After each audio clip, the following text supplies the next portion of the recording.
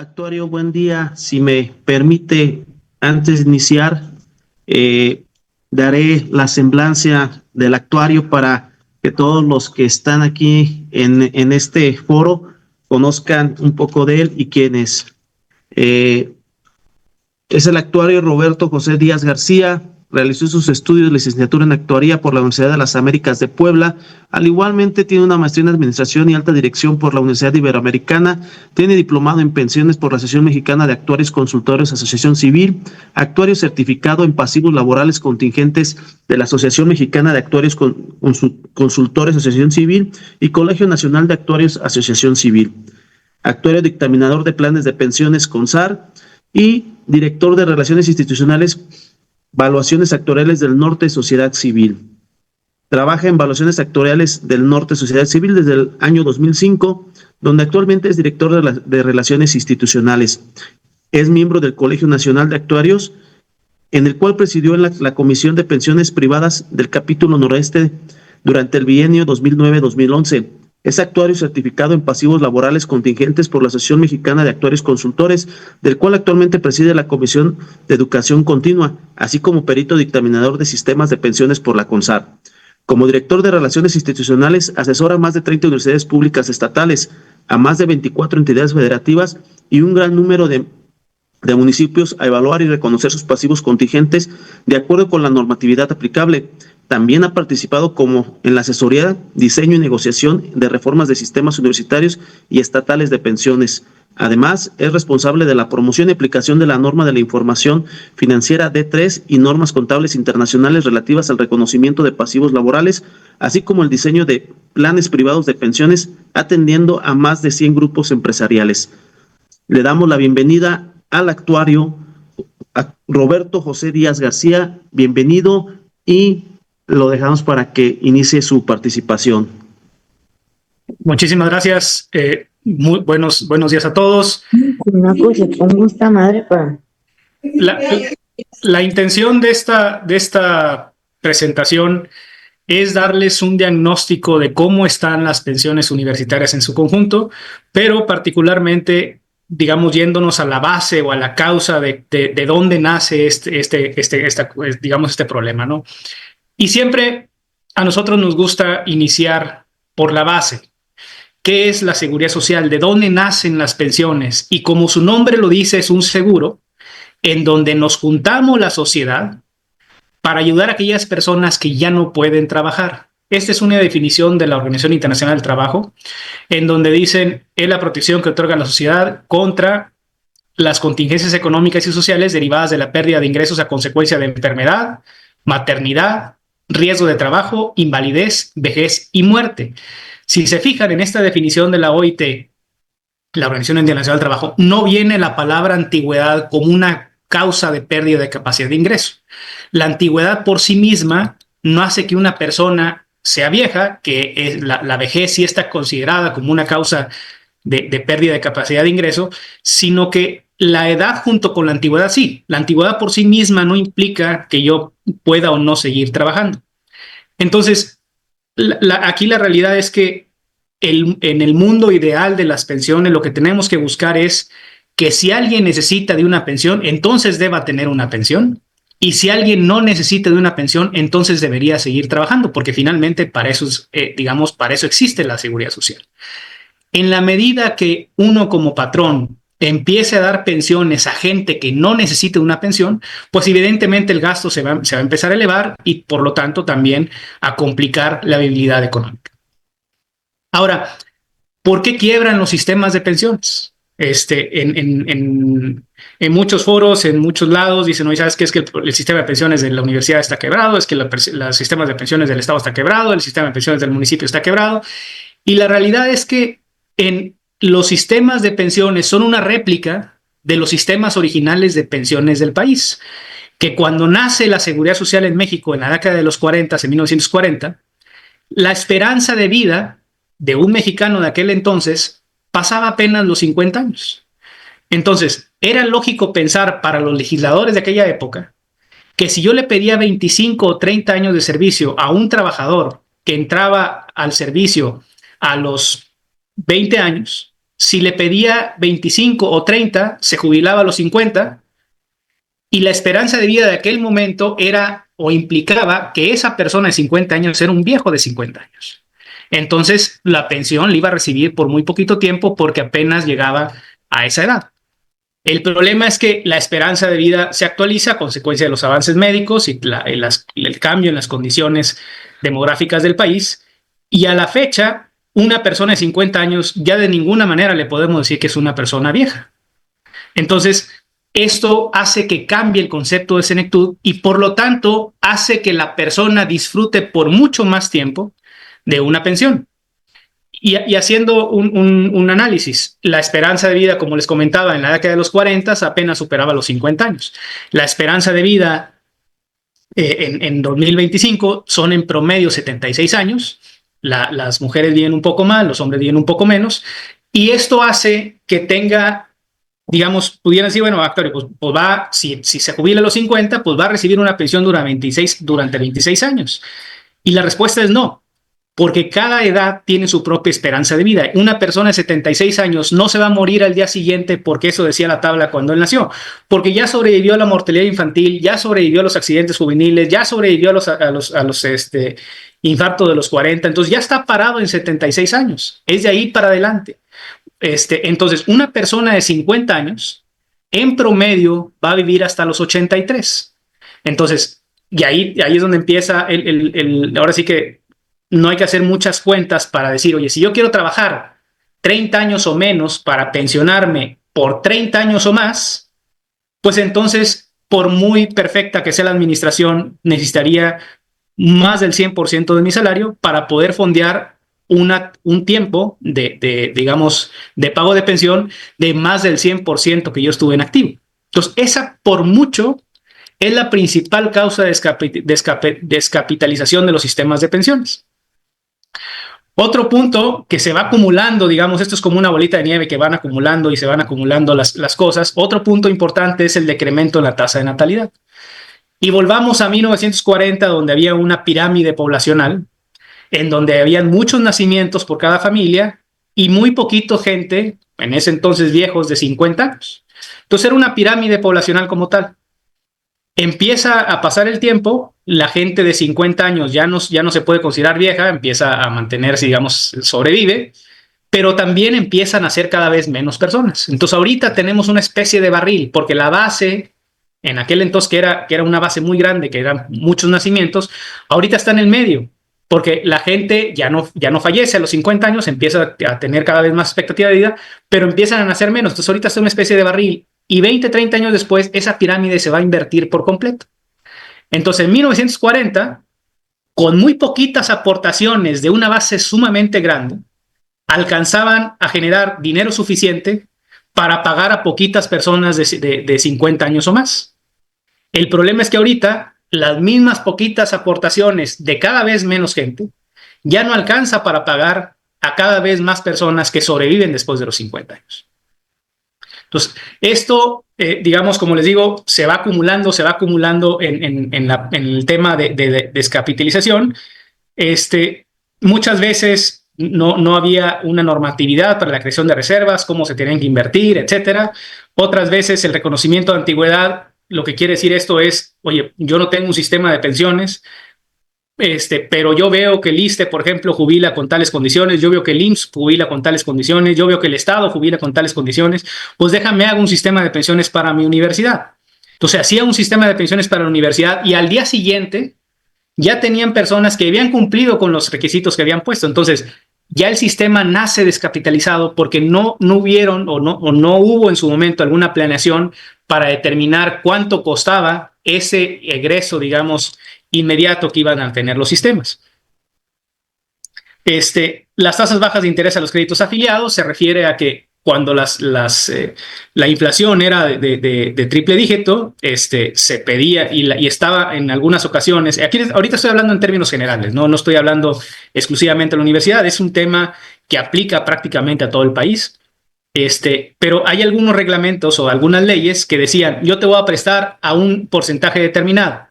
Entonces, lo que hacía el trabajador era sacar el dinero con un préstamo, lo metía al banco porque la inflación estaba mucho más alta que la tasa, le daba esa tasa de interés el banco y pagaba el crédito con un interés menor a la inflación. Entonces eso hacía que las reservas fueran, digamos, perdiendo su poder adquisitivo. Y voy a explicar esos dos últimos puntos con un ejemplo que espero ser muy didáctico. Vamos a suponer, y aquí voy a poner una aportación alta, que yo le aporto al sistema de pensiones durante 30 años el 20% de mi salario. Estamos de acuerdo que el 20% de 30 son 6 años, entonces yo junto 6 años de sueldo. Para que el sistema fuera viable, yo me tendría que morir a los 6 años de pensionado, porque fue para lo que yo junté. Yo junté el 20% digamos, de mi salario y eso implica que junté 6 años de sueldo. Podrán decir, sí, pero es que lo que pasa es que generan intereses esas aportaciones.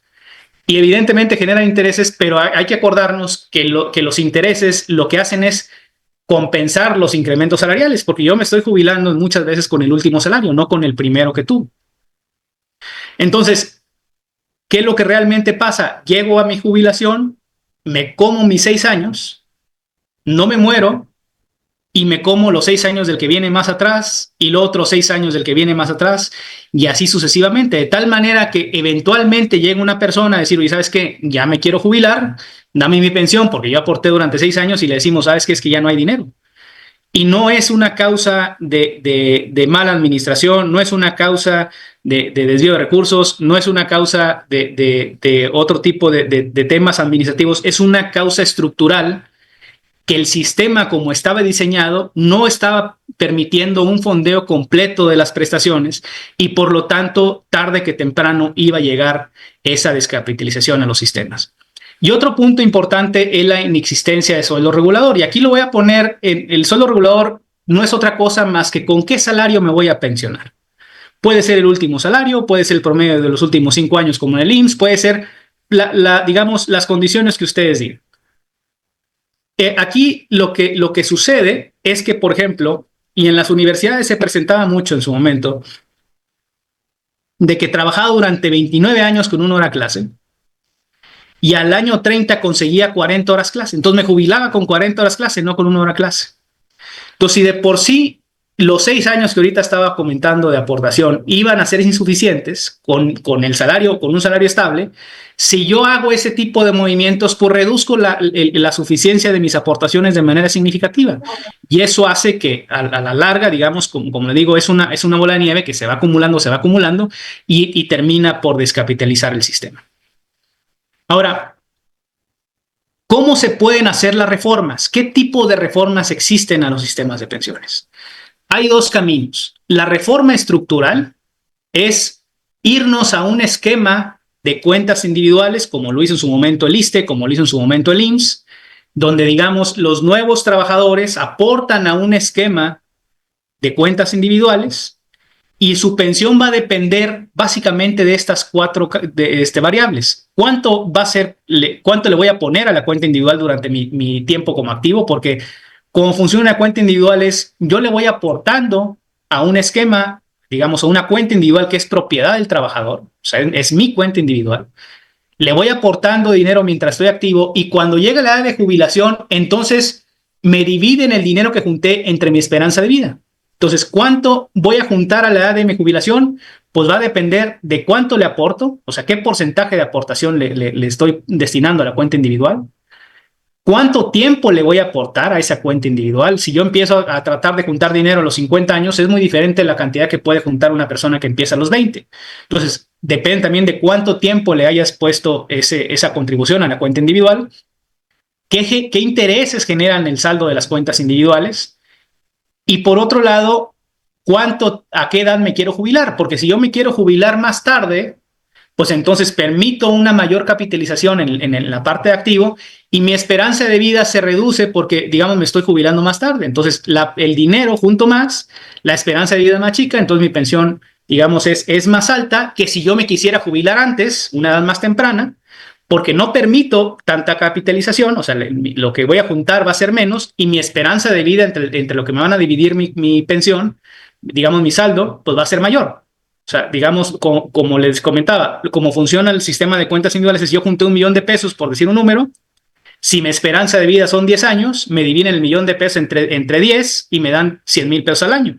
Así de sencillo funciona la cuenta individual. Entonces, si yo me quiero jubilar más tarde, ese $1,000,000 lo incremento. Si yo me quiero jubilar más temprano, pues ese $1,000,000 lo disminuyo, ¿no?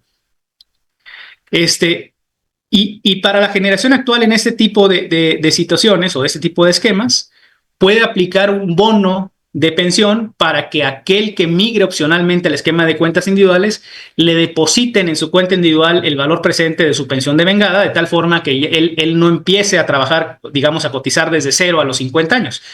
Ya tenía un bono de pensión equivalente en su cuenta individual para a partir de ahí empezar a cotizar bajo las reglas de cuentas individuales. En estos casos, el riesgo se transfiere al trabajador, es decir, si la esperanza de vida sube, entonces pues el trabajador va a recibir menos pensión porque su dinero se va a dividir entre más años. Si la esperanza de vida bajara, entonces el trabajador va a recibir más pensión porque se va a dividir entre menos años. Pero la tasa de reemplazo, es decir, el porcentaje de pensión con respecto a su último salario, no está definido y por eso se llama el sistema de contribución definida, porque lo que está definido aquí es la contribución, no el beneficio. Entonces, cualquier variación en las hipótesis que se vayan dando durante digamos, donde la aplicación del sistema, pues le afectan o le benefician directamente al trabajador. Ahora, ¿qué pasa en una reforma mixta o en los casos de las reformas a los sistemas de cuentas individuales con un componente de beneficio definido? Normalmente, digamos, se hace un tema de cuentas individuales, pero se pone un componente de beneficio definido, es decir, una garantía mínima de beneficio. Y en estos casos, cualquier persona que no tenga un piso, digamos, en su beneficio, entonces entra el tema de beneficio definido para compensar este incremento.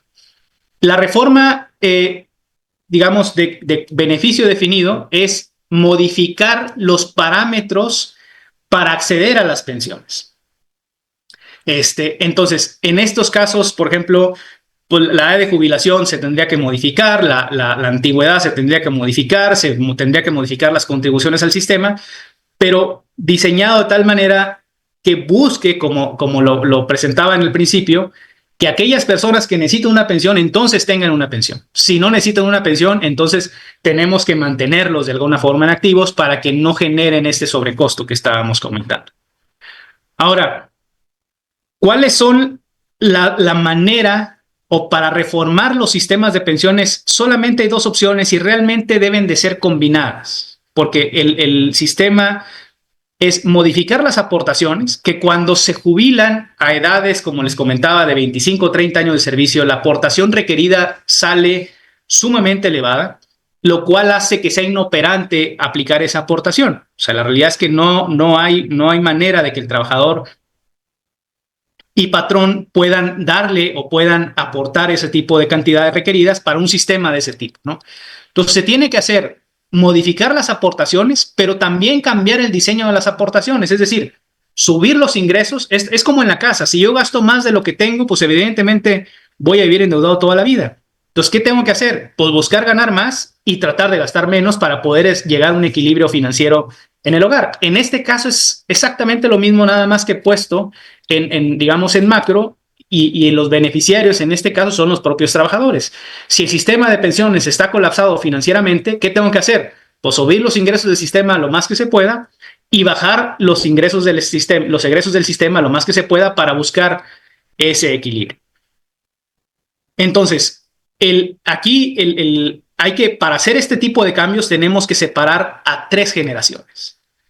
Los primeros son los pensionados actuales, que y esos son digamos, los sencillos, los mayores beneficiados o los mayores interesados que deberían de estar en que los sistemas de pensiones se reformen, porque son derechos adquiridos y no les podemos jurídicamente mover una sola coma a las condiciones de cómo se jubilaron ellos. Es decir, van a mantener su pensión exactamente igual que como se pensionaron en su momento. Y luego están las nuevas generaciones. Las nuevas generaciones son personas que no han entrado al sistema, pero si yo ya sé que el sistema tiene un problema, pues lo lógico sería pedirle a los trabajadores que entraran con una nueva condición para evitar que ese problema se agrave. Entonces, son condiciones que tenemos que poner, digamos, ya directamente de golpe. Y luego están los activos, que es la parte complicada, porque a su vez se dividen en dos. Los derechos adquiridos, que cuando se reformó la ley del ISSSTE, nosotros como despacho participamos en esa negociación, se escribió el artículo 10º transitorio y hubieron millones de amparos contra la retroactividad de la ley. Es decir, que no, los amparos decían que no se podía cambiar las condiciones de cómo habían entrado. Entonces la Corte lo que dijo fue, a ver, si tú a la fecha en el ISSSTE se jubilaban a los 30 de servicio los hombres y a los 28 años de las mujeres. Voy a poner el ejemplo de los hombres. Si tú, hombre, a la fecha de la reforma tenías 30 años o más, entonces eres derecho adquirido y no le pueden mover una sola coma a tu beneficio. Te jubiles ese día, te jubiles 5 años después o 15 años después. O sea, no importa cuándo te jubiles, tú ya eres derecho adquirido. Y ese es un tema bien importante porque luego cuando viene el tema de las reformas, hay gente que dice, antes de que lo cambien, déjame muevo o déjame jubilo. La realidad es que no pasa nada jurídicamente porque sus derechos ya son derechos adquiridos. Es decir, no importa si se jubilan en ese día o 5 años después de la reforma, finalmente su beneficio no cambia absolutamente para nada. Pero luego están los expectativas de derechos. Es decir, si yo tenía la fecha de la reforma 29 años, 11 meses, 28 días, me faltaban 1 o 2 días para jubilarme, jurídicamente podemos eliminar el sistema de pensiones y no hay nada que se pueda hacer jurídicamente. No estoy diciendo que sea una opción, no estoy diciendo que se recomiende, pero estoy, digamos, mencionando la interpretación jurídica del tema. Entonces, aquí le podemos decir al trabajador, oye, te ibas a jubilar mañana, espérame 15 años y tiene que esperarse 15 años. Evidentemente no se recomienda porque políticamente se hace un caos. Los trabajadores que ya iban a jubilarse el día de mañana, pues ya tienen un plan de vida hecho. Entonces, las modificaciones a la generación actual deben de ser graduales, de tal forma que si yo te ibas a jubilar pasado mañana, pues no te afecto, pero si te vas a jubilar digamos, cada vez está más lejos tu edad de jubilación, pues entonces te voy pidiendo cada vez más, de tal forma que los que acaban de entrar prácticamente se parezcan a las nuevas generaciones y los que ya están próximos a jubilarse prácticamente se parezcan a los pensionados, es decir, una gradualidad en el sistema.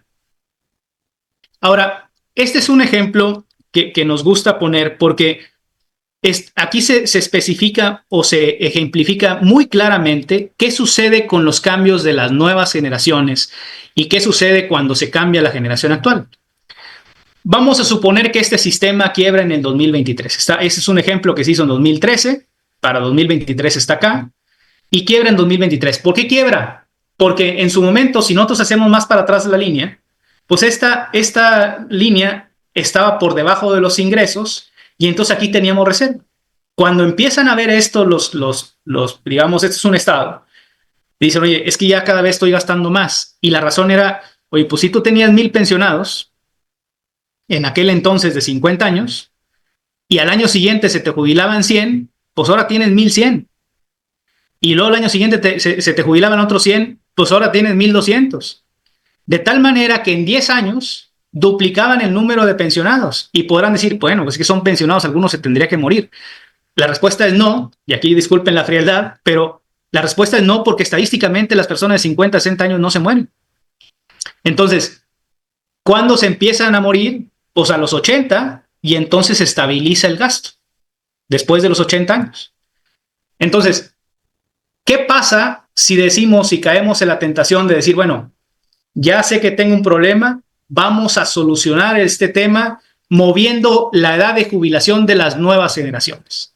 Las nuevas generaciones le voy a pedir, además de los 30 años de servicio, 65 años de edad.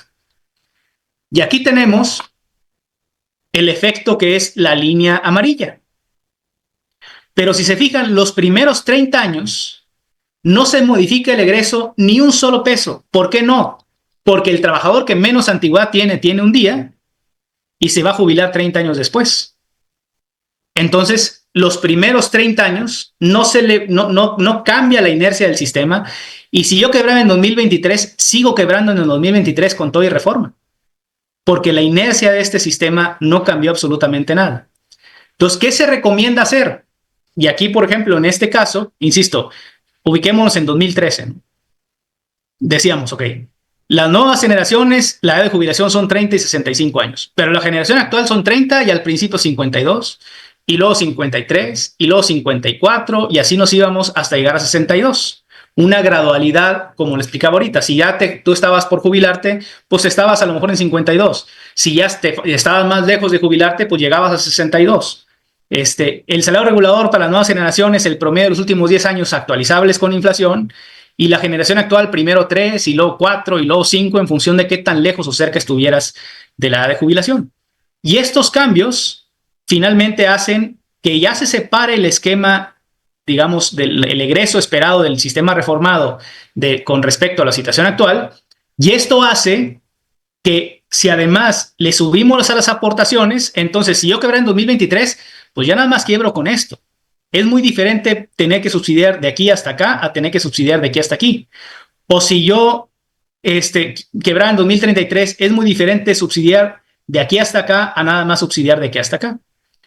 Aquí lo importante es que, o hay que evidenciar que a pesar de las reformas, la inercia del sistema anterior siempre nos deja una joroba. Siempre nos deja una joroba por el efecto que ahorita comentaba de los derechos adquiridos. Los pensionados actuales, ahí los vamos a tener, no les podemos quitar. Los activos de derechos adquiridos, ahí los vamos a tener, no los podemos quitar. Entonces, va a tener un crecimiento como quiera importante durante los primeros años, y después ya empieza a nivelarse la parte de los sistemas, ¿no? Ahora, en las universidades es en donde más se ha realizado o se han realizado acciones para modificar los sistemas de pensiones. En este caso, en 2001, la CEP, digamos, la CEP Anuyes hizo un diagnóstico en donde nos dijeron, bueno, hay que hacer todos los sistemas de pensiones, bueno, se hizo en general todos los sistemas de pensiones universitarios para poder decir dónde estaban, digamos, los sistemas de pensiones, ¿no? Dónde estaban parados. En términos generales, se encontró que casi todos los sistemas no tenían viabilidad financiera, y entonces desde 2002 al 2018 se creó un sistema, un fondo de apoyos para reformas estructurales, que operó bajo la partida del U 081, en donde le daban recursos a aquellas universidades que habían reformado su sistema de pensiones. En esos años, la CEP y la Secretaría de la Función Pública daban seguimiento a esos recursos para poder participar. Te pedía una serie de requisitos, dictámenes financieros, estudios actuariales actualizados, etcétera, etcétera. Y eso repartieron 14,000 millones de pesos. Ahorita lo veo. Pero eso generó 75 reformas a los sistemas de pensiones durante esos años. Aquí la Universidad Michoacana de la Universidad de ustedes, digamos, reformó en 2020, nada más aquí no lo ponemos nosotros, porque nosotros hemos reformado, hemos participado activamente en 75 de estas reformas. La reforma que digamos que se concretó en la Universidad Michoacana de 2020, no participamos directamente, se participó en un inicio, pero luego ya se dejó de participar. Y ya no le dimos este seguimiento, pero llevamos 75 reformas. Pero si se fijan, hay universidades, por ejemplo, Litson, que ha reformado 5 veces. Tamaulipas ha reformado 7 veces. Es decir, el hacer una reforma no implica que ya estemos del otro lado. O sea, sí, evidentemente cada reforma va ayudando, pero hay veces que es necesario hacer una reforma de segunda o tercera generación. Ahora, los 14,000 millones que les comentaba, 14,486 millones de pesos, generaron un ahorro de 684,000, casi 685,000 millones de pesos. Es decir, el ahorro por reformas generó, o los 14,000 millones generaron ahorros por 684,000 millones de pesos para la federación. Esto implica el fondo repartido apenas representó el 2.11% del ahorro generado por las reformas. En otras palabras, por cada peso que distribuyó el fondo, se ahorraron 47 pesos. Ese es el mejor negocio que ha hecho la Federación en relación a sistemas de pensiones. Es, digamos, el rendimiento que tuvo esos 14,000 millones fue enorme. El problema es que, digamos, se quedó la inercia del sistema. Entonces, aquí es cómo están en general todas las universidades.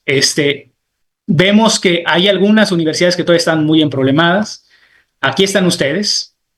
La línea rosa es la Universidad Michoacana, en donde ahorita se gasta el 60%, va a subir hasta el 90% y luego baja ya al 40%. Entonces, el problema sigue estando aquí. Estas instituciones ya requieren subsidio con respecto a la nómina como egreso total. Hay otras, por ejemplo, Wadi también está muy emproblemada. El promedio está aquí en esta línea roja, ¿no? Hay instituciones que ya requieren subsidio después del año 2042, que ya son las menos.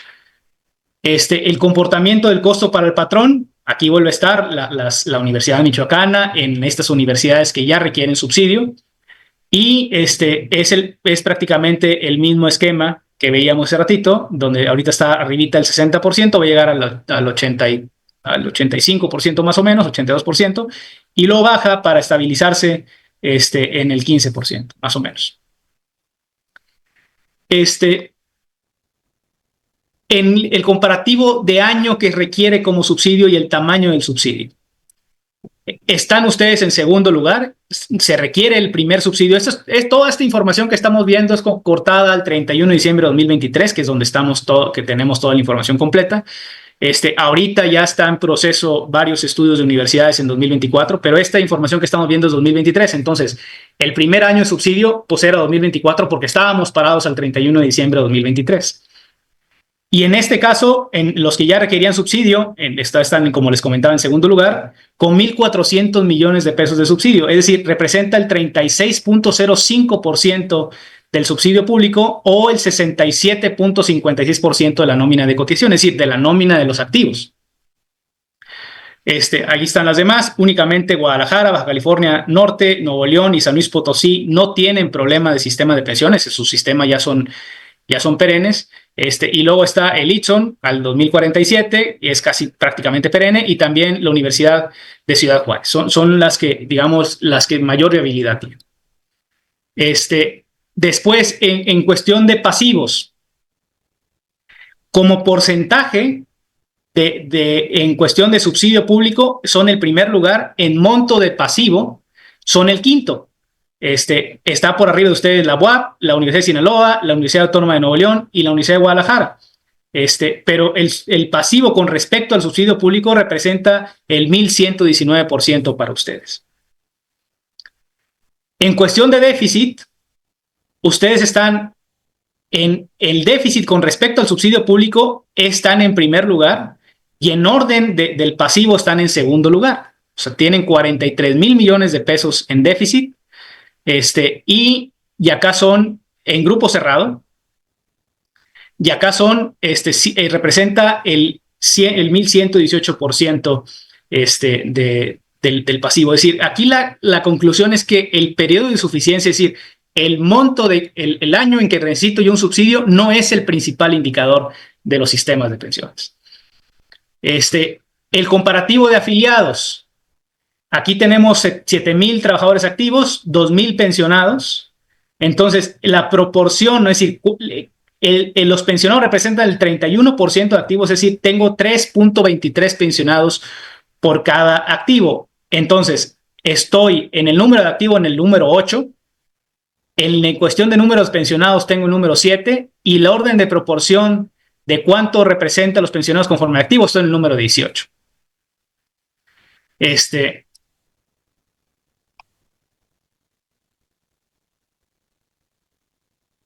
El costo para patrón con respecto al subsidio público, aquí también están ustedes en la parte de arriba, pues si es de las universidades más caras, que llega a representar, como ahorita lo habíamos visto, arribita del 80%. Ahora, lo grave es esto: el gasto acumulado de las universidades va a representar del porcentaje, digamos, como porcentaje del presupuesto de egresos de la Federación. Ahorita estamos alrededor del punto 18, pero iba a llegar al punto 24. Mover un punto digamos, un punto porcentual del presupuesto de egresos de la Federación es dificilísimo. La pura inercia del sistema hace que llegue a prácticamente punto 24, 23% y luego ya empieza a bajar por el efecto de las reformas. Pero únicamente lo verde son aportaciones ordinarias y lo azul es el acumulado de las aportaciones extraordinarias. Es decir, ya desde 2024 se aporta más de subsidio que de aportaciones ordinarias. Entonces, la planeación financiera de las universidades en su conjunto corre riesgo porque si nada más presupuestan la parte de aportación ordinaria, voy a quedar volando con un hueco más grande incluso que la aportación ordinaria que estamos teniendo que prender.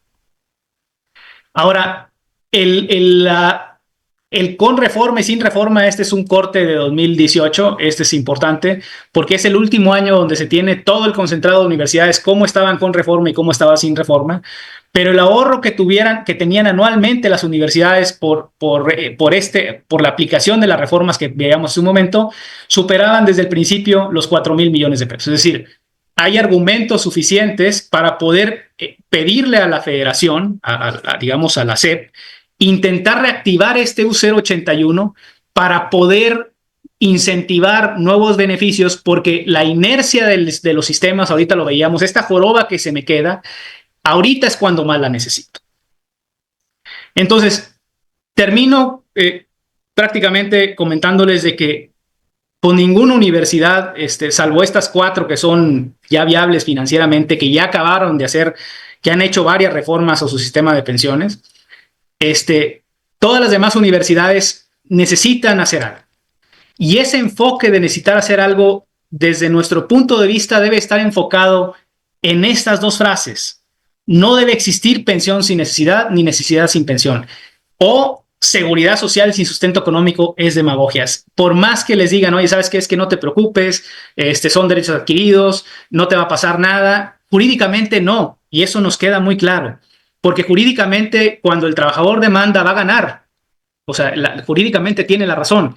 El tema es que también jurídicamente, como dicen, nadie, ni siquiera el gobierno, está obligado a lo imposible o bien contra la insolvencia se estrella el derecho. Es decir, van a ganar, presentan el laudo ante la universidad y la universidad le va a decir, sí, perfecto, nada más que aguántame tantito porque ahorita no tengo dinero. Y le va a tener una cuenta por pagar. O sea, digamos, insisto, no es que no tengan el derecho, sino que la universidad se va a ver imposibilitada de poder pagar en tiempo y forma, las pensiones a los trabajadores. Y que te pase eso a los 50 años, todavía la libras, porque pues estamos en una edad, o estarían en una edad productiva, pero que te pase eso a los 80, 85 años, entonces sí se genera un riesgo importante, porque a los 80, 85 años ya no tiene uno la capacidad de generar un ingreso suficiente para la subsistencia. Entonces, los principales interesados en hacer un sistema de pensiones deben de ser los trabajadores para tener esa garantía de viabilidad financiera en el futuro, porque esta viabilidad, ahorita veíamos las gráficas, no se logra, digamos, el bajar el egreso que tienen ahorita ustedes, no se logra pronto. O sea, estamos hablando del 2050, despuesito del 2000, o sea, cuando empieza el pico más alto de ustedes, y es ahí por el 2040, 2042. Entonces, esperar y ahorita todavía va de subida, me explico. Entonces, esperar a que pase eso y regresar al punto donde están, no va a pasar antes del 2050. Entonces, sí tenemos que hacer algo, insisto, desde ese punto de vista de apegarnos lo más que se pueda a la definición de seguridad social, permitiendo que el patrón, muchas veces no se trata de hacer viable el sistema de pensiones y presumir que tenemos reserva y suficiencia financiera perenne.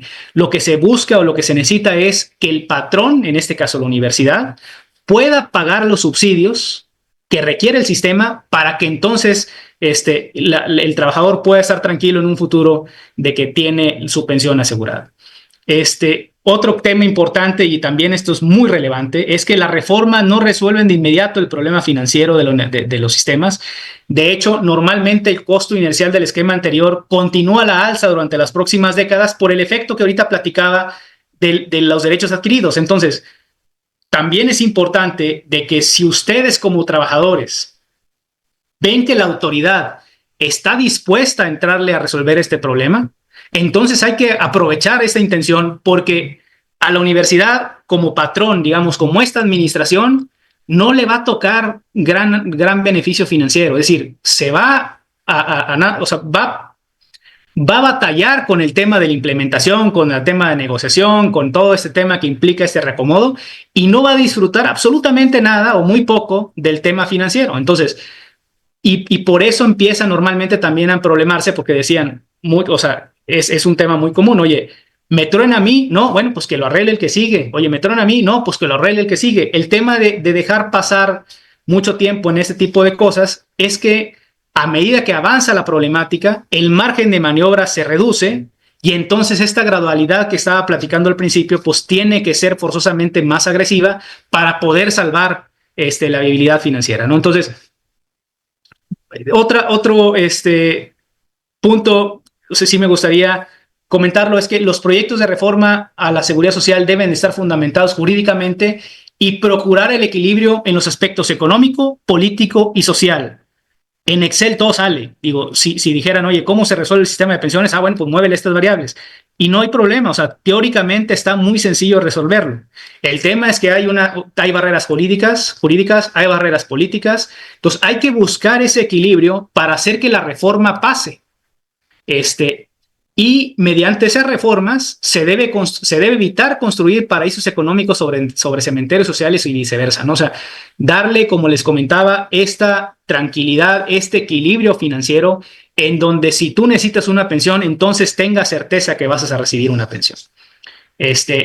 Y por último, el actuario utiliza la frialdad de las matemáticas para garantizar que la calidez de la seguridad social llegue a quien la necesite. Acordémonos que ahorita, lamentablemente, casi todas las universidades, incluyendo la michoacana, tienen un problema financiero de flujo importantísimo en su sistema de pensiones. Entonces, el no hacer nada sí de alguna manera los compromete a que el patrón siga haciendo todos los esfuerzos posibles para tener un subsidio suficiente para pagar pensiones, pero no es garantía que los vaya a conseguir. O sea, insisto, la tendencia todavía sigue a la alza. Entonces, si ahorita están batallando, pues el año siguiente van a batallar más, el año siguiente van a batallar aún más, y pueden correr el riesgo de que eventualmente no les alcance para pagar esos subsidios. Entonces, es importante analizar el problema de manera estructural. Sí, de manera administrativa también tiene otro componente, pero lo importante está en la parte estructural. Entonces, con esto yo termino mi presentación. Estoy a sus órdenes para dudas que pudieran tener. Muchísimas gracias, maestro. Pues me parece que la participación que nos está compartiendo, todas esas aportaciones vienen a atender una alta demanda de inquietudes de nuestros compañeros universitarios.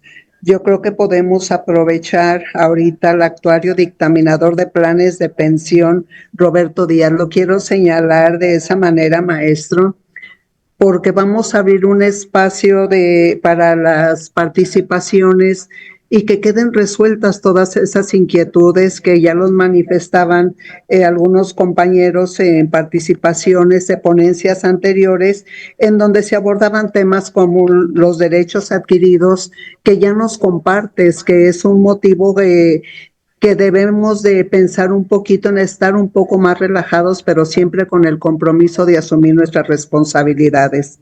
Se abre entonces un espacio para 3 participaciones en un primer momento. Por favor, no alcanzamos a ver a todos, pero sí les pedimos que se registren en el chat y estaremos atentos.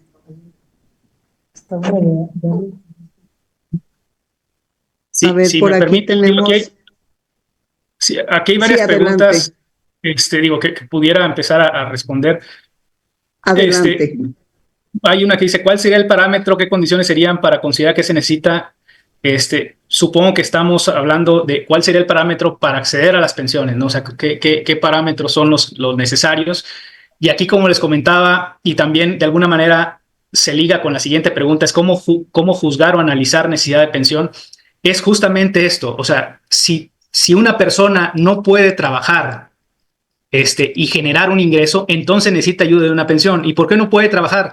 Pues a lo mejor un riesgo de trabajo, el tema de vejez, evidentemente, pero la vejez entendida no a los 50 años. La vejez entendida, los parámetros internacionales dicen que es el 85% de la esperanza de vida la que se debe considerar como vejez. Entonces, si el 85%, ahorita 76 años en promedio son 65, la edad de jubilación no pudiera ser menor a 65 años, o no debería de ser menor a 65 años, que es digamos, compatible o es equivalente a las edades de jubilación que tienen los sistemas federales de pensiones, como el ISSSTE y el IMSS para las nuevas generaciones, ¿no? Ahora, un tema importante, por ejemplo, las pensiones, y aquí por ejemplo, las pensiones en la universidad son vitalicias, es decir, fallece el titular y se queda sin pensión la viuda en el caso de los hombres o el viudo en el caso de las mujeres.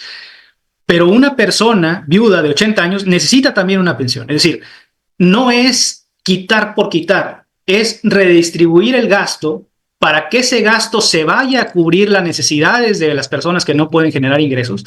Y entonces, ¿de dónde tengo que generar o sea, dónde tengo que mover el dinero? Pues de las personas que están jubilando muy jóvenes que pueden seguir trabajando. No sé si me explico. O sea, la idea no es como que llegar a afectar porque se quiere, digamos, reducir el gasto, sino que se necesita modificar el sistema para cubrir donde no están cubiertos y poder garantizar que a largo plazo se puedan pagar las pensiones. Tenemos una participación del maestro Luis Raimundo y después viene una pregunta en el chat. Adelante, sí, maestro. Señor actuario, a ver, entendí la ponencia, pero no capté cuál es en sí la propuesta que estás planteando. Es decir, más allá, porque estamos hablando de fondos, estás planteando el cómo, qué reglas de operación, fideicomiso, o sea, cómo. O sea, regularmente, cuando te hacen un estudio actuarial, efectivamente traté ahorita de abrir uno, no lo pude hacer, pero regularmente te dicen, a ver, tienes tales problemáticas, tienes tantos fondos, tienes tanto en cuentas. Te están dando tanto porcentual en cuentas bancarias, ¿sí? Las instituciones bancarias te dan un punto porcentual a la mera hora para atraerte, luego finalmente cambian, se van a otra, y es un juego donde las tasas de interés a 28 días, a más plazo, mételo a la bolsa, o sea, en concreto no me queda claro qué es lo que tú estás planteando como una organización privada que busca ofertar sus servicios nuevamente a la Universidad Michoacana, porque dijiste que hubo un acercamiento y finalmente no se concretó. Entonces entiendo que finalmente nos estás dando una plática, pero me queda a mí un vacío, porque he escuchado a otros estudios actuariales, donde cuando llegan se presentan y se plantan y te dicen, a ver, tienes tal, un panorama, un diagnóstico, ¿sí? Tienes tal enfermedad, ya más o menos no la dijiste. Es obvio que no hay una varita mágica y el problema, efectivamente, tienes toda la razón, que pues, las generaciones presentes pues dicen, a mí no me va a tronar. Al que le truene, pues ya a ver cómo resuelve la bronca. Y eso es una total omisión muy grave. Ahora, todos estos recursos finalmente una bolsa. Maestro, me gustaría que te enfocaras en la pregunta para dar espacio a las demás. La pregunta es, ¿qué propone respecto de la bolsa, reglas de operación? Quedó olvidada en el cajero el folio de reposición. ¿Ok? Por favor, nos apoyan con los micrófonos. Bueno, antes de que conteste el actuario, no sé si quiera contestar, pero comentarle, maestro, que él no viene a hacer una propuesta para una posterior contratación. Él está dando una conferencia respecto a los sistemas de pensiones, cómo se encuentran en las universidades. No es que venga a presentar una propuesta, maestro. Muy bien. Bueno, muchas gracias. Perdón, y gracias por la aclaración. Pero más o menos, o sea, damos un panorama, te lo agradeceré mucho, actuario, porque insisto, he escuchado otros actuarios y a lo mejor hiciste un buen antecedente, un buen abordamiento coincido contigo en que nos van a decir tarde que temprano, como Juan Gabriel, no hay dinero. Si traes laudos, pero no hay dinero. Entonces coincido, nada más quisiera ver más o menos el sendero de luz que tú visualizas en el presente, porque finalmente la toma de decisiones son en el presente y efectivamente afectan a lo del futuro. Y el no hacer nada también con esa actitud de que a mí no me toca, que le truene al que le toque, es algo muy grave. Gracias. Totalmente, a sus órdenes. Y estoy totalmente de acuerdo con eso último que dijo. Es decir, el no hacer nada es lo peor que pueden hacer. ¿Por qué? Porque no, y también hay que ser muy claros. O sea, el truene les va a afectar incluso a los pensionados actuales, porque, digamos, les va a tocar cuando realmente necesitan de recibir una pensión. Entonces, como ahorita bien lo decían, yo ahorita no vengo a proponer una propuesta como tal, porque no tenemos el estudio, digamos, completo y necesario para poder hacer una propuesta, pero sí los que le podría recomendar es acercarse a las autoridades para ver qué se puede hacer de manera integral. O sea, es que luego nos podemos perder en el tema de, oye, es que hay que generar mayores rendimientos en los bancos. Bueno, pero si yo no tengo dinero invertido en el banco porque mi flujo está, digamos, gasto más de lo que ingreso, pues la parte de inversiones pierde magnitud de trascendencia, ¿no?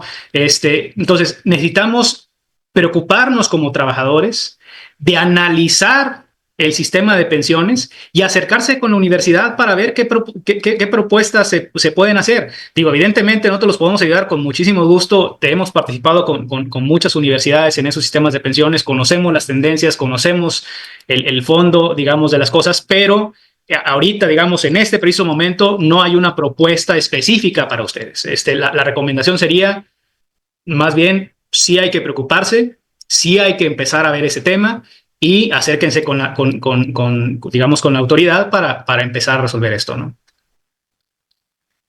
Gracias, doctora Erika Jenny, y posteriormente, actuario, si nos apoyas por aquí con una pregunta que tenemos en el chat, pero escuchamos Sí. a la doctora Jenny. Muchas gracias, doctora Leti. Pues gracias por la conferencia, la verdad ha sido muy interesante, actuario Roberto Díaz. Me quedo con este panorama que nos compartes de la situación de pensiones en las universidades públicas del país. Creo que es fundamental y llevarnos como conclusión que es una problemática de tipo estructural que no acontece únicamente en la Universidad Michoacana, sino que es un tema que se viene viviendo en el país justamente por una situación demográfica, lo expusiste muy claramente al inicio de tu presentación, cómo es que ha aumentado la esperanza de vida en México, afortunadamente, cómo han venido mejorando algunos indicadores de desarrollo social, pero también cómo desde el propio diseño del sistema de pensiones en nuestro país, pues justamente no se contemplaron varias variables que juegan un papel fundamental en este momento, en el punto en el que estamos parados. Yo soy profesora de la Facultad de Economía, actualmente estoy en la dirección, pero por supuesto antes que hablar de indicadores económicos y hablar de parámetros, pues también soy solidaria con todos nuestros compañeros porque creo que estamos dialogando un tema fundamental que tiene que ver con también un derecho como trabajadores, al cual por supuesto hemos estado apelando. Y quiero enfatizar este punto porque nuestras autoridades universitarias han sido muy claras en el sentido de mencionar, manifestar y reiterar que las reformas universitarias no transgreden los derechos de los trabajadores académicos, administrativos, pero que además no solamente no los transgreden, sino que se asegura que no se toca ninguno de estos derechos, entre ellos el derecho a una pensión y a una jubilación. Sin embargo, con esta visión económica y que no podemos negar y que tampoco podemos dejar de lado, me gustaría preguntarte muy específicamente cuáles han sido las propuestas que han surgido de otras universidades públicas estatales en nuestro país para transitar a una primera, segunda y posteriormente alguna tercera reforma. Me queda claro que esto se tendría que hacer por etapas. Sería muy aventurado hablar de una reforma radical en el caso de una universidad donde apenas está haciendo un acercamiento, una sensibilización, incluso los diagnósticos. Y esto tiene que ver porque pues en tiempo atrás no se hablaba del presupuesto, eran variables opacas, y ahora que se abre pues tenemos esta posibilidad de acceder a información muy valiosa y de poder con esta información tomar decisiones. Entonces, a mí sí me gustaría saber qué han hecho otras universidades para llegar en algún momento al caso de la Universidad de Baja California, de Nuevo León o de San Luis Potosí, que ellos ya son sostenibles en sus finanzas. Muchas gracias.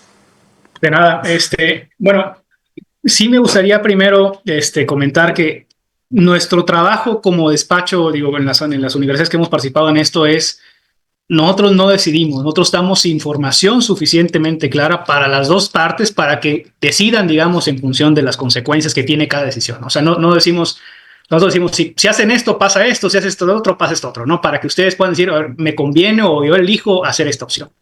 Ahora, el derecho constitucional que el mexicano tiene a la seguridad social está muy, digamos, abierto en el tema, justamente en la Constitución. Te dice, el mexicano tendrá derecho a seguridad social, ¿no? Palabras más, palabras menos.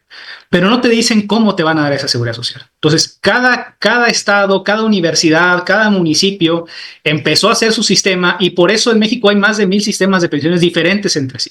Hay veces que incluso en las propias universidades un sindicato tiene un esquema y otro sindicato tiene otro de manera diferente. Y eso hace que el traje o la medicina necesaria para hacer las reformas no sea igual para todos. Mucho depende en dónde, cuando yo empiezo a hacer las reformas, que la mayoría de las universidades empezaron en 2002 a hacer las reformas. Entonces el margen de maniobra, pues digamos, vamos 20 años tarde, no sé si me explico, o sea, ya pasaron 20 años, ya tenemos una restricción jurídica de 20 años más adelante por el tema de derechos adquiridos. Entonces, desde mi punto de vista, sí tenemos o tendríamos que diseñar una reforma estructural integral como una propuesta técnica y decir, a ver, la solución técnica pasa por aquí.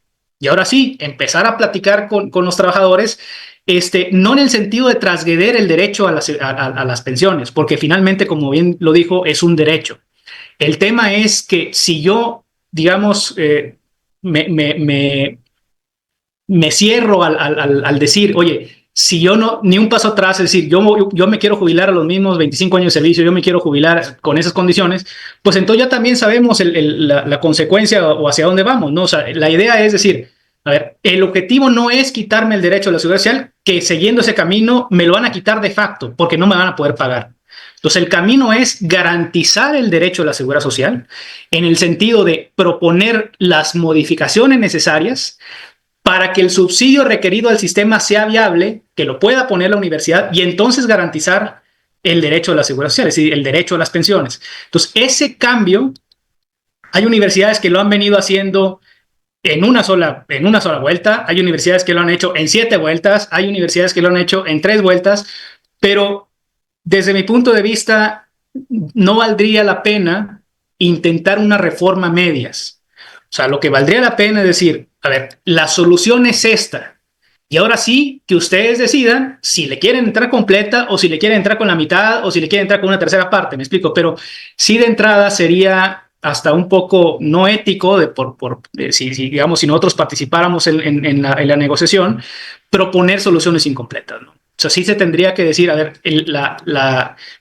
nuestro diseño basado en la parte técnica y basado en la experiencia que tenemos sería y entonces sí que ya autoridades y trabajadores decidieran qué le mueven y qué no le mueven. Muchas gracias. Pasamos a la siguiente pregunta que está en el chat. Dice, buen día. ¿A partir de qué generación se puede considerar que un trabajador es de nueva generación? Por ejemplo, si un trabajador se encuentra con 15 años de servicio, ¿en qué rango cae?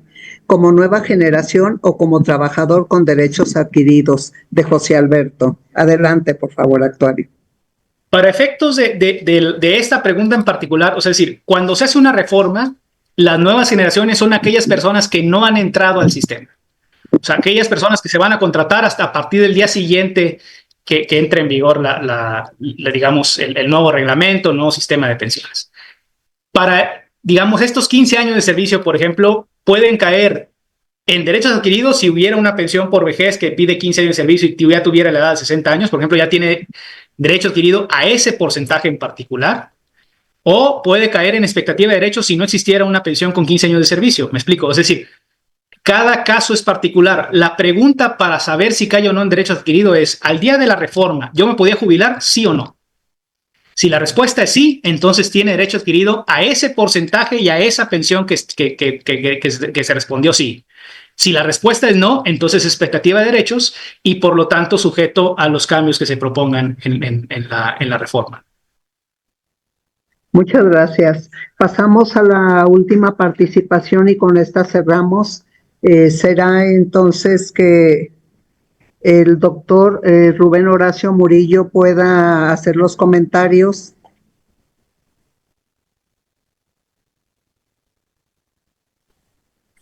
Sí, doctora, buenos días, muchas gracias. Muchas gracias, señor actuario. La verdad es que sí, fue muy explícita toda su presentación. Creo que nos queda claro cuál es la dinámica y el procedimiento que tenemos que llevar de manera correcta para poder ayudar a nuestra universidad. Considero que todos los universitarios tendremos que poner de nuestra parte y trabajar en conjunto con la autoridad para poder sacar adelante esta gran problemática que estamos teniendo. Ciertamente, a título personal, considero que deberíamos de empezar a llevar un ejercicio más ordenado para poder complementar y poder asegurar el futuro de nuestros compañeros que se encuentran en este momento en estado de jubilación y prever precisamente por el futuro de todos nosotros y de las generaciones venideras. Sería todo. Muchas gracias. Orden.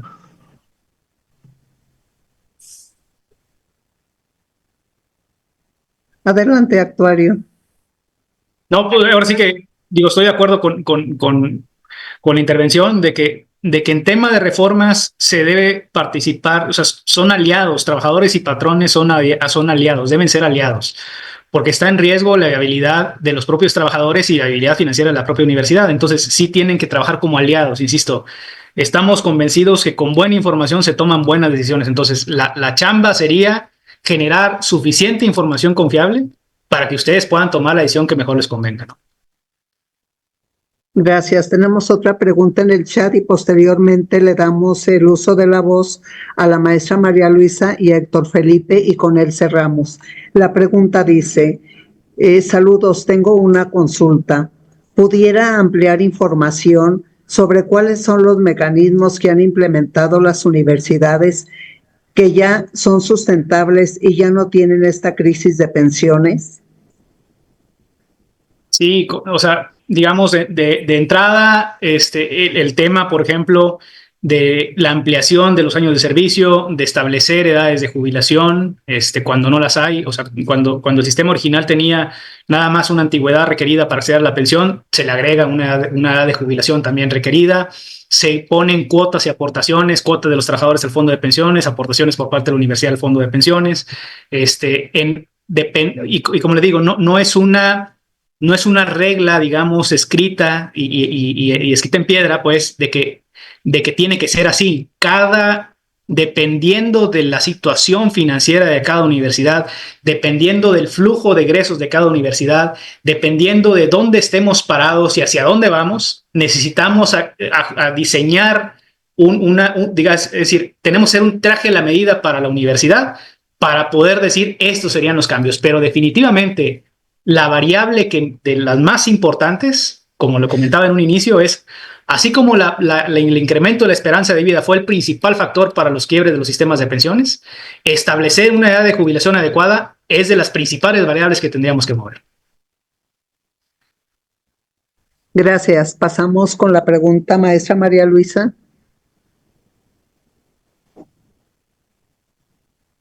Sí, muchas gracias, maestra. Buenas tardes a todas y a todos. Actuario, buenas tardes. Mire, yo he tenido la oportunidad de asistir a algunos foros de confederaciones de trabajadores y precisamente una de las preocupaciones principales para los trabajadores es el manejo que se hace de los fondos de jubilaciones y pensiones. Y de hecho, tengo que decir lamentablemente que en nuestra universidad hay pues dos fondos que no sabemos qué se ha hecho con ellos. Uno que se constituyó en los 80 con el rector Leonel Muñoz Muñoz. Leonel Muñoz, creo que también se apellida Muñoz, no recuerdo el siguiente apellido, y otro fondo que también se le dio al sindicato para, pues para el pago precisamente para las pensiones. Entonces, esa es una de las principales preocupaciones que tenemos. En el caso de estos sistemas que ya están funcionando, como el de la Universidad de Nuevo León, ¿cuál es la participación que tienen los trabajadores en el manejo de esos fondos? Porque precisamente una de las cuestiones que se comentaba en esas reuniones de confederaciones es que pues primero que se teme el manejo que se haga de los recursos, porque también qué bueno que ya lo dijo usted, que ni aún quienes están ya con una pensión, pues también se encuentran en riesgo. Todos nos encontramos en riesgo como trabajadores. Entonces, ¿cuál es el manejo o cuál es la participación que tienen los trabajadores en la observación del fondo de pensiones y jubilaciones en el fideicomiso o en el fondeo del mismo? Gracias. Verá, digo, seguramente si han asistido a eventos de la CONTU, pues ya han escuchado este tipo de problemáticas. Nosotros hemos participado, trabajando muy directamente con la CONTU en la asesoría de los sistemas de seguridad social. Perdón, ¿me permite hacer una moción nada más, actuario? Una disculpa. Claro. Sí, no, la CONTU a nivel de los trabajadores está considerada como una confederación charra, de con lo que se le llama charros, porque de hecho en nuestro sindicato se definió dejar de pertenecer a la CONTU. Estoy hablando de la Censuesic y otras confederaciones que son más a favor del trabajador. Gracias. Ok, digo, independientemente si sea la CONTU o sea otra confederación, digamos, nosotros hemos participado en conferencias organizadas por la CONTU, por eso ponía esa referencia, pero es decir, la información que van a escuchar de nosotros como despacho siempre va a ser la misma, nos digan del sindicato, nos diga la universidad, nos diga de quien sea, porque finalmente son matemáticas. 2 más 2 van a ser siempre 4, contrate quien contrate. Y por eso también la presencia que tenemos en nuestro despacho de atender a más de 24 estados, a más de 37 universidades públicas estatales, al Banco de México, etcétera, ¿no? Entonces, y aquí el tema es, ya respondiendo un poco al tema del manejo de fondos. Desde nuestro punto de vista, y como también ahorita lo comentaba, la transparencia es fundamental en el manejo de los sistemas de pensiones. Es algo que tiene que existir sí o sí. ¿Por qué? Porque voy a exagerar. Vamos a suponer, ahorita acordémonos que el flujo esperado de egresos de la universidad, el primer subsidio que ustedes requerían, pues era ya una cantidad bastante elevada, ¿no? Su primer subsidio necesario eran arriba de 1,400 millones de pesos. Entonces vamos a suponer que la universidad anuncia que va a crear un fondo con 1,000 millones de pesos y pone a administrar al sindicato esos 1,000 millones de pesos. Y al año siguiente ya se acabó ese dinero. ¿Y qué van a decir? Oye, se lo robaron. Espérame tantito, pues si no me lo robé, me pidieron dinero para pagar pensiones. No sé si me explico. O sea, la parte del manejo de fondos tiene que ser transparente de tal forma que sepan cuánto ingresa y cuánto sale. Y ahora sí, en función de la necesidad de liquidez, entonces hacer una estrategia de inversión también de manera colegiada, donde no se inviertan en riesgos, o sea, porque es diferente administrar una reserva de un empresario que le sobra el dinero y quiere buscar una maximización en sus rendimientos, en el entendido que si le falta o si pierde plusvalía o digamos si pierden ese movimiento, pues no pasa nada porque finalmente es un dinero que le sobra. A administrar un sistema de pensiones que es dinero de los trabajadores que necesito garantizar las pensiones a largo plazo. Entonces, el fondeo o la estrategia de inversión pues son radicalmente diferentes, pero tiene que haber digamos, transparencia en la creación de un comité en donde participen patrón y trabajador, donde estén informados quién se va a pensionar, por qué se va a pensionar, con las reglas que se va a pensionar, que estén muy claras, para que no haya discrecionalidades, para que se cumpla a rajatabla lo que diga el reglamento, y entonces poder tener este fundamento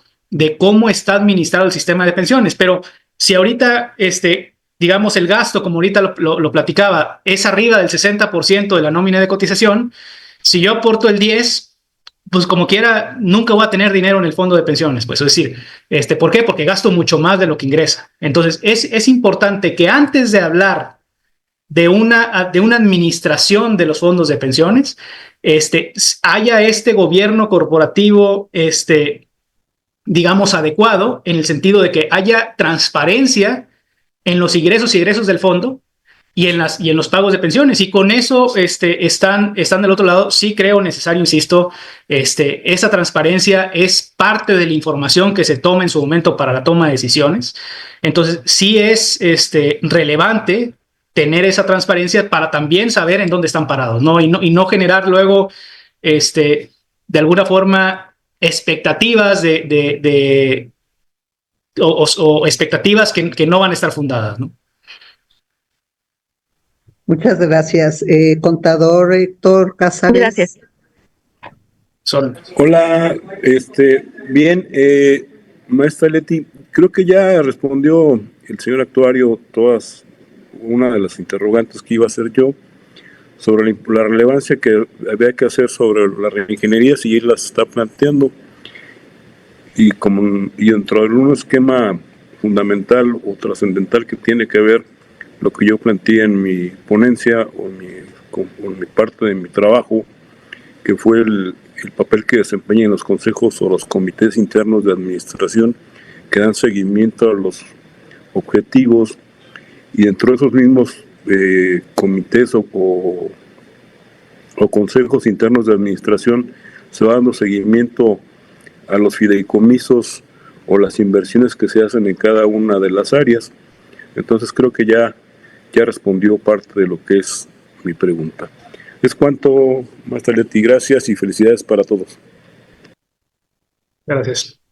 Muchas gracias, contador.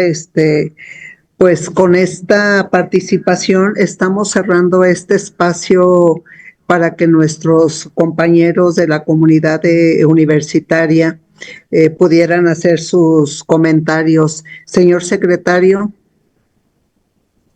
Bueno, pues primeramente, muchísimas gracias, actuario.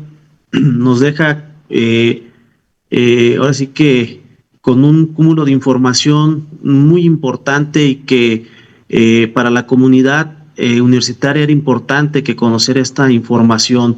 Yo me quedaría con la frase que comentaron hace unos minutos, que comentó que patrón y trabajador son aliados para un mejor futuro personal, colectivo e institucional.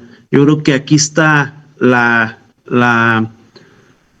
pues ahora sí que aquí está la idea de poder caminar juntos, decirles que esta administración, la doctora Yaravía Vila González, no quiere hacer ninguna afectación a los trabajadores, al contrario, que tomemos las decisiones el día de hoy, que no se verán reflejadas el día de mañana ni en 3 años, como lo dijo el actuario, se verán reflejadas a partir del 2040 aproximadamente. Entonces, si no lo hicimos hace 20 años, cuando se iniciaron estas propuestas o estos trabajos de reformas en las instituciones, en las universidades públicas, vamos 20 años retrasados. Entonces, yo invito a toda la comunidad a que nos sumemos, a que dejemos de generar una mala información. La información, por eso nosotros quisimos invitar al actuario para que cualquier persona que quisiera participar pudiera escuchar la ponencia, pudiera escuchar la situación de las universidades, pero sobre todo cómo estamos nosotros al día de hoy, y que impulsemos una reforma al sistema de pensiones y jubilaciones que nos permita tener esa viabilidad, porque al final, si no tomamos esta decisión, el día de mañana no solamente va a afectar a los que ya están jubilados, a los que ya tenemos cierto número de años en la universidad, pero también a los nuevos. Quiere decir que va a ser a todos en conjunto, y en un momento se podría declarar la universidad en quiebra financiera, Y ahí, ¿cómo le vamos a hacer? Como bien dijeron, no vamos a tener ni siquiera para pagar un salario, mucho menos una jubilación. Entonces, actuario, muchísimas gracias. Seguimos en comunicación. Le agradecemos muchísimo esta ponencia y decirle a los universitarios que en el momento que decidan que nos organicemos, con mucho gusto lo podemos volver a invitar, y si hay más dudas, con muchísimo gusto podemos hacer una segunda sesión para poder tener mucho más información y poder tomar esas decisiones que tenemos que tomar en este 2025. Muchísimas gracias. Gracias, señor secretario. Señor actuario, le agradecemos toda esta experiencia compartida, el diagnóstico que usted presenta, y perdón, le interrumpí el comentario que iba a hacer. No, al revés, era agradecerles la oportunidad de presentar estos resultados, y reiterarles que estamos a sus órdenes. Si necesitan algo más específico, con mucho gusto podemos ayudarlos, y la verdad es que sí sería lo mejor que pudiera pasarles, que encontraran esta solución, como bien dijo el secretario, de manera conjunta. O sea, sí, como dicen, es el mismo barco para todos. Si hunde para todos, flota para todos, ¿no?